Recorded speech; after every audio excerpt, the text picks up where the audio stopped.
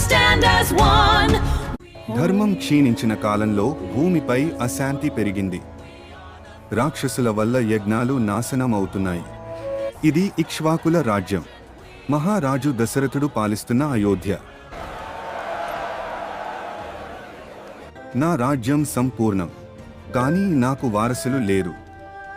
మహారాజా, దేవుడి దయతో త్వరలో పుత్రులు కలుగుతారు. మహర్షి, పుత్రకామేష్టి యజ్ఞం చేస్తే మీకు పుత్రులు జన్మిస్తారు. యజ్ఞస్య దేవం రిత్విజం. యజ్ఞం ముగిసినప్పుడు దేవతల అనుగ్రహంగా పవిత్ర పాయసం ప్రత్యక్షమైంది. దేవుని ఆశీస్సులతో 4 కుమారులు జన్మించారు. గురు రామ. ధనుర్విద్యలో ధైర్యం మరియు నియంత్రణ ముఖ్యమైనవి. రాముడు, గురువర్య, నేను సిద్ధంగా ఉన్నాను. విశ్వామిత్రుడు, మహారాజా, నా యజ్ఞాన్ని రాక్షసులు నాశనం చేస్తున్నారు. రాముడు నాకు సహాయం చేయాలి. రాముడు ధర్మాన్ని రక్షించడానికి విశ్వామిత్రుడితో ప్రయాణం ప్రారంభించాడు. విశ్వామిత్రుడు, రామ, ధర్మం కోసం యుద్ధం చేయాలి.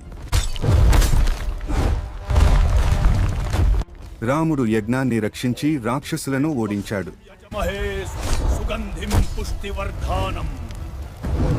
వారు మిథిలా రాజ్యం చేరుకున్నారు.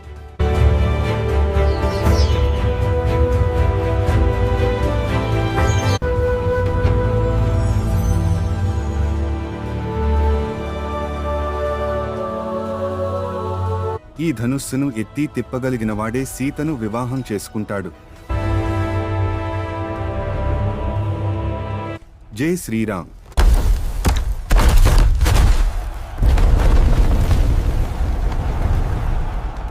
రాముడు మరియు సీతా దేవి పవిత్ర వివాహంతో బాలకాండ ముగిసింది.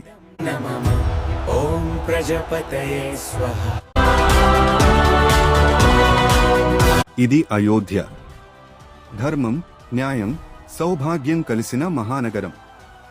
దశరథ మహారాజు పాలనలో ప్రజలు సుఖశాంతులతో జీవిస్తున్నారు. దశరథుడు తన ప్రియ కుమారుడు రాముడిని యువరాజుగా పట్టాభిషేకం చేయాలని నిర్ణయించుకున్నాడు. మంత్ర అనే దాసి మాటలతో కైకేయి మనసు మారింది. ఆమె హృదయం లోకాన్ని మరిచిపోయింది. కైకేయి తన వరాలు కోరింది. భరతుడు రాజుగా కావాలి. రాముడు అరణ్యవాసం చేయాలి. నా కోరిక తీర్చాలి. రామరాజ్యం వదిలి వెళ్ళాలి. ధర్మానికి కట్టుబడి రాముడు అరణ్యవాసం అంగీకరించాడు. అతని ముఖంలో దుఃఖం కాదు, కేవలం శాంతి. సీతాదేవి, నీవు ఎక్కడ ఉంటే నేను అక్కడే ఉంటాను అంది. లక్ష్మణుడు, అన్నయ్యతోనే నా జీవితం అన్నాడు. అయోధ్య ప్రజలు రాముడిని విడిచి పెట్టలేక ఏడ్చారు. కాని ధర్మం ముందే అన్నీ చిన్నవే. గుహుడు రాముడిని చూసి భక్తితో నమస్కరించాడు. గంగా తీరంలో కొత్త జీవితం మొదలైంది. రాముని వియోగం తట్టుకోలేక దశరథుడు ప్రాణాలు విడిచాడు. భరతుడు నిజం తెలుసుకుని కైకేయిపై కోపంతో మండిపోయాడు. అతని హృదయం రాముడి కోసమే ఉంది. భరతుడు రాముడిని తిరిగి రావాలని వేడుకున్నాడు. కాని రాముడు ధర్మాన్ని విడువలేదు. రాముడి పాదుకలను సింహాసనంపై పెట్టి భరతుడు సేవకుడిగా పాలించాడు. ఇదే నిజమైన భక్తి. అయోధ్య నుండి వనవాసం ప్రారంభించిన శ్రీరాముడు, సీతాదేవి, లక్ష్మణుడు దండకారణ్య అరణ్యంలోకి ప్రవేశించారు. ఆ అరణ్యం మునులు, ఋషులు నివసించే పవిత్ర స్థలం. దండకారణ్యంలో నివసిస్తున్న మహర్షులు రాముడిని ఆశీర్వదించారు. రాక్షసుల నుంచి తమను రక్షించమని ఆయనను ప్రార్థించారు. ఒకరోజు రాక్షసరాజు రావణుడి చెల్లెలు శూర్పణఖ రాముడిని చూసి అతనిపై మోహించింది. సీతమ్మపై దాడి చేయడానికి ప్రయత్నించిన శూర్పణఖకు లక్ష్మణుడు శిక్షగా ఆమె ముక్కు, చెవులు కోసేశాడు. She is mine. I will destroy her. Touch her. Shurpanakha ఫిర్యాదు విన్న ఖర దూషణ రాముడిపై దాడి చేశారు. కాని రాముడు తన ధనుష్కంతో వేలాది రాక్షసులను సంహరించాడు.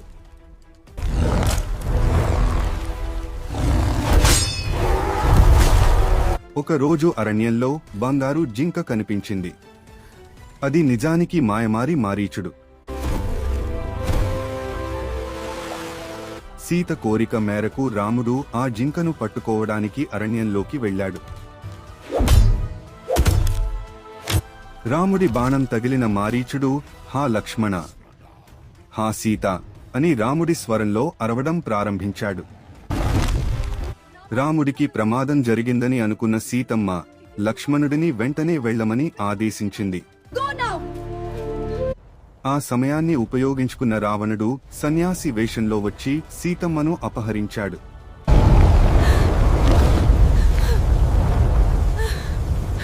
ధైర్యవంతుడైన జటాయువు రావణుడిని అడ్డుకోవడానికి ఆకాశంలో భీకరంగా పోరాడాడు. సీతమ్మను వెతుకుతూ వచ్చిన రాముడు గాయపడిన జటాయువును చూసి అతని చివరి మాటలు విన్నాడు. Towards the south. I will not spare him. సీతమ్మను తిరిగి తీసుకురావాలని రాముడు ఘోర సంకల్పం చేశాడు. అక్కడితో అరణ్యకాండ ముగుస్తుంది.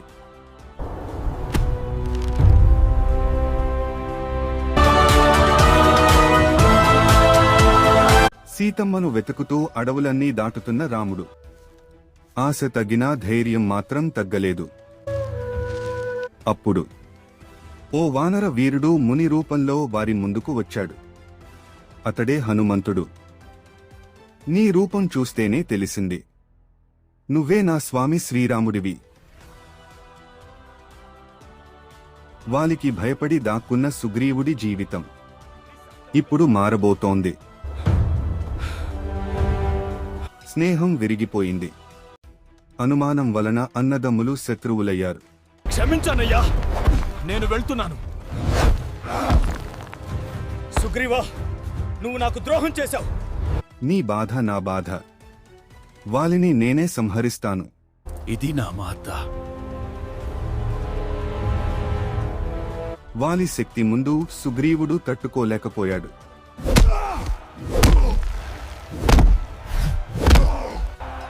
ఈసారి తప్పు జరగదు. గుర్తుపెట్టి యుద్ధం చెయ్యు.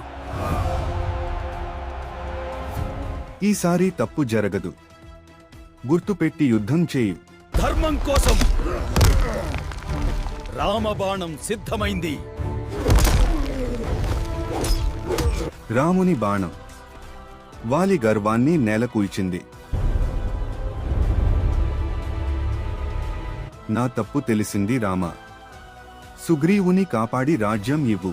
తరా, నన్ను క్షమించు. నేను చేసిన తప్పులకు పశ్చాత్తపడ్డా. సుగ్రీవుడు కిష్కింధ రాజుగా అభిషేకం పొందాడు.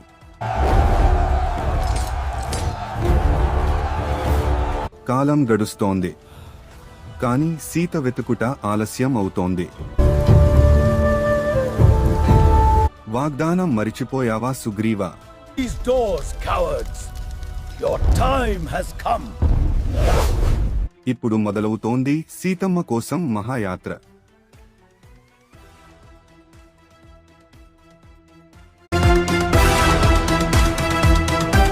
సముద్రం అంత పెద్దదైనా నా లక్ష్యం మరింత గొప్పది.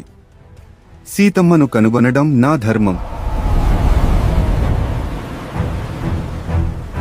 జై శ్రీరామ్, పవనపుత్ర హనుమాన్ కీ జై. సీతమ్మ కోసం ఏ అడ్డంకినైనా దాటుతాను.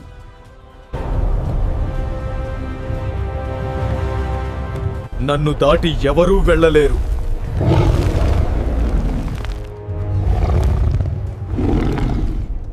అకస్మాత్తుగా రాక్షసి అతని నీడను పట్టుకుంది.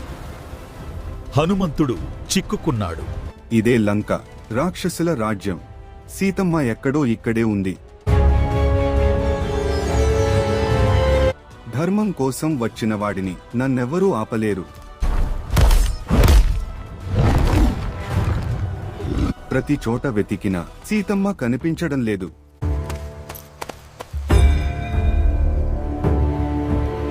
సీతమ్మ ఎంత కష్టాల్లో ఉన్నారు.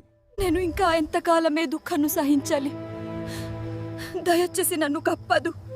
అమ్మా, నేను శ్రీరాముని దూతను. ఆయన మీకోసం ఎదురుచూస్తున్నారు. రాముడు నన్ను కాపాడతాడని నాకు నమ్మకం ఉంది.